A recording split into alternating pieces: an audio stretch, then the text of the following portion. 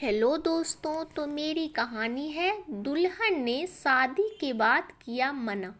शादी के बाद विदाई का समय था। नेहा अपनी माँ से मिलने के बाद अपने पिताजी से लिपट कर रो रही थी और वहाँ मौजूद सभी लोगों की भी आंखों में आंसू थे। उस समय नेहा ने घूंघट निकाला हुआ था और अब उसका विदा होकर ससुराल जाने का समय हो गया था। तो जैसे ही नेहा रोती हुई कार में बैठने लगी, तभी उसकी छोटी बहन रोती हुई उससे दोबारा लिपटकर रोने लगी। तभी गाड़ी के पास खड़े नेहा के पति अविनाश से उसका दोस्त दिनेश कहता है, अरे यार अविनाश, यहाँ से घर पहुँचते ही सबसे पहले होटल अमृत बाग पहुँचकर एक बढ़िया सा खाना खाएंगे, क्योंकि यहाँ तेरी ससुराल में तो एकदम घटिया खाना था। ऐसा खाना तो हमारे यहाँ कुत्तों को भी नहीं खिलाते। तभी साथ ही खड़े अविनाश के छोटे भाई ने भी कहा, हाँ यार, यहाँ का खाना तो एकदम बकवास था और रसमलाई में तो रस ही नहीं था। ये कहते हुए वो तीनों ही जोर जोर से हंस रहे थे। तभी नेहा के पति अविनाश ने भी अपने ससुराल वालों की मजाक उड़ाते हुए कहा कि हाँ यार, मैंने भी मजबूरी में ही यहाँ का खाना खा लिया, वरना मैं तो ऐसे खाने को तो हाथ भी नहीं लगाता। और अब पक्का हम तीनों घर पहुँचते ही होटल अमृतबाग का खाना खाएंगे। अपने पति के मुंह से ऐसी बातें सुनकर नेहा कार में बैठती बैठती रुक गई और उसने गुस्से में सबसे सामने अपना घूंघट हटाते हुए कार के दरवाजे को जोर से बंद किया और आंखों में आंसू लिए नेहा अपने पिताजी के पास चली गई और उनका हाथ पकड़कर उनसे ये कहा कि पिताजी, मैं ससुराल नहीं जाऊंगी, मुझे ये रिश्ता बिल्कुल मंजूर नहीं है। ये बात नेहा ने इतनी जोर से कहा कि सब लोग उसकी बात सुनकर हक्के बक्के रह गए। सब लोग नेहा के नज़दीक आ गए और नेहा के ससुराल वालों पर तो जैसे पहाड़ ही टूट पड़ा हो। वजह क्या थी, ये किसी को भी समझ नहीं आ रहा था। तभी नेहा के ससुर राधे श्याम जी ने आगे बढ़कर नेहा ने पूछा कि नेहा बेटी, बात क्या है? तुम अचानक ही शादी होने के बाद अपनी विदाई होने के समय यूं शादी को नामंजूर कर रही हो। तभी नेहा कुछ देर चुप रहने के बाद अपनी आंखों में आंसू लिए अपने ससुर से बोली कि बाबूजी, आपको पता है, मेरे माता पिता ने अपने सभी सपनों को मारकर हम सभी बहनों को इतना पढ़ाया लिखाया और काबिल बनाया, और आप जानते हैं कि एक बाप के लिए उसकी बेटी क्या मायने रखती है। वैसे आप और आपका बेटा कभी नहीं जान सकते, क्योंकि बाबूजी, आपके घर में तो कोई बेटी है ही नहीं। और आप जानते हैं, मेरी शादी में आने वाले बारातियों के लिए खाने पीने की एक भी कमी न रह जाए, इसलिए मेरे पिताजी पिछले 3 महीने से रात को 2 से 3 बजे तक जागकर मेरी माँ के साथ ये योजना बनाते थे कि रसोइया कौन होगा और खाने में बारातियों के लिए किस किस तरह का खाना बनवाना है और बारातियों को कहाँ बिठाना है, ताकि कहीं किसी को बुरा ना लग जाए।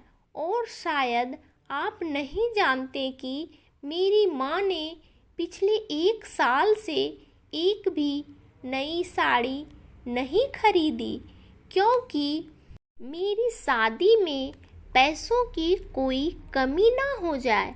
और आज भी मेरी शादी में भी मेरी माँ मेरी बड़ी बहन की साड़ी पहनकर खड़ी है। और ये तो कुछ भी नहीं, मेरे पिताजी भी 150 रुपये की एक शर्ट के नीचे कई छेद वाली बनियान पहनकर खड़े हैं। और ये सब सिर्फ इसलिए ताकि मेरी शादी में कोई कमी ना रह जाए। लेकिन इतनी मेहनत करने के बावजूद भी आज इस शादी में आपके बेटे को रोटियां ठंडी लगी, उसके दोस्त को पनीर बकवास लगा और मेरे देवर जी को रसमलाई में तो रस ही नहीं मिला। और तो और मेरे पति अविनाश जी तो कह रहे थे कि वो तो ऐसे खाने को हाथ भी नहीं लगाते, बस उन्होंने तो मजबूरी में ही ये खाना खा लिया। अगर सब कुछ उन्होंने मजबूरी में ही खाया है तो उसकी क्या गारंटी है कि मुझसे शादी भी ये अपनी खुशी से ही कर रहे हैं। कल को अविनाश जी ये भी कह सकते हैं कि मुझसे भी इन्होंने मजबूरी में ही शादी की है। और नेहा रोते हुए अपने ससुर से ये भी कह रही थी कि जिस माता पिता ने मेरी शादी में दिन देखा न रात, बस शादी की तैयारियों में लगे रहे, उन माता पिता पर आज आपके बेटे और उनके दोस्त यूं जोर जोर से हंस रहे हैं और इनकी इतनी बेइज्जती कर रहे हैं। क्या आपके घर में माता पिता की इतनी ही इज्जत होती है? तभी नेहा के ससुर ने कहा कि बेटी, इतनी छोटी सी बात पर तुम इतना नाराज हो गई। तो नेहा ने अपने ससुर की बात को काटते हुए कहा कि बाबूजी, ये छोटी सी बात नहीं है। अगर शादी के बाद मैं भी आपकी इज्जत ना करूं तो आपको कैसा लगेगा? ये सुनते ही नेहा के ससुर ने शर्म के मारे अपनी आंखें नीची कर ली। तभी नेहा ने कहा, लेकिन बाबूजी, आप चिंता ना करिए, हमारे अंदर हमारे अच्छे माता पिता के संस्कार हैं। किसी की बेइज्जती करना ये सब हमारे माता पिता ने हमें कभी नहीं सिखाया नहीं है। ये सुनते ही नेहा के पिताजी दया शंकर जी ने आंखों में आंसू लिए अपनी बेटी को गले से लगा लिया और उससे कहा कि बेटी, मुझे गर्व है कि तू मेरी बेटी है और अब तू शांत हो जा बेटी। तुझे मेरी कसम, तू इन्हें माफ़ कर दे और खुशी खुशी अपने ससुराल चली जा। तभी नेहा का पति अविनाश भी नेहा के पिताजी और नेहा से हाथ जोड़कर माफ़ी मांगता है और ये कहता है कि बाबूजी, मुझे माफ़ कर दो, सारी गलती मेरी ही है। लेकिन आज आपकी बेटी ने मुझे एक पिता की इज्जत करना सिखा दिया और आज के बाद मैं हर किसी के माता पिता हमेशा इज्जत करूँगा। उसी वक्त नेहा के ससुर राधे श्याम जी भी आगे आकर अपनी बहू नेहा के सर पर हाथ रखकर कहते हैं कि मैं तो बहू लेने आया था, लेकिन ईश्वर बहुत कृपालु हैं। उन्होंने मुझे बहू के रूप में एक बेटी दे दी और वो भी इतने अच्छे संस्कार वाली, जो कि माता पिता का भी इतना सम्मान करती है। और अब बेटी मेरे कहने से इन नालायकों को भी माफ़ कर दे, मैं हाथ जोड़ता हूँ तेरे सामने। तभी नेहा अपने ससुर जी के दोनों हाथों को पकड़ लेती है और कहती है कि नहीं बाबूजी, आप मेरे पिता के समान हैं, कृपया आप मेरे सामने हाथ मत जोड़िए। तभी नेहा के पिताजी दयाशंकर जी भी कहते हैं कि समधी जी, आप मेरी बेटी के सामने हाथ मत जोड़िए, कृपया हमें शर्मिंदा मत कीजिए। मेरी तो आपसे बस इतनी ही प्रार्थना है कि हमेशा आप मेरी बेटी को अपनी ही बेटी समझना, और इससे कभी कोई गलती हो जाए तो इसे माफ़ कर देना। तो राधे श्याम जी ने अपने समधी दयाशंकर जी का हौसला बढ़ाते हुए कहा कि आप बिल्कुल चिंता मत करिए, बल्कि अब तो नेहा बेटी ही हमारे पूरे घर को संभालेगी, और अब ये ही हमारे घर की लक्ष्मी है।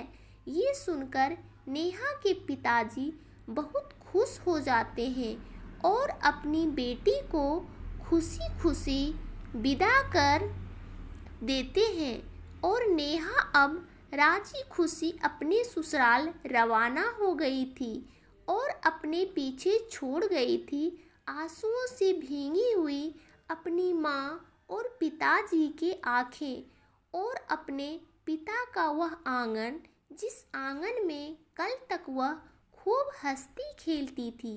आज से इस आंगन की चिड़िया उड़ गई थी किसी दूर प्रदेश में।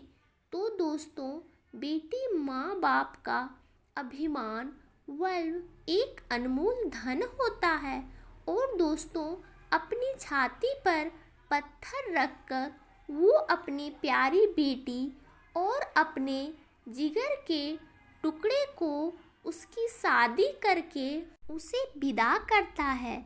इसलिए दोस्तों, एक बाप अपनी बेटी की शादी करके वैसे ही उससे दूर हो जाता है, और हमें उसका अपमान करके उन्हें और दुखी कभी भी नहीं करना चाहिए। आपको ये कहानी कैसी लगी, नीचे कमेंट करके हमें ज़रूर बताइएगा। अगर आपको ये कहानी पसंद आई हो तो अपने दोस्तों के साथ ज़रूर शेयर करें, और ऐसी ही प्यारी कहानियाँ सुनने के लिए हमारे YouTube चैनल से जुड़े। धन्यवाद दोस्तों।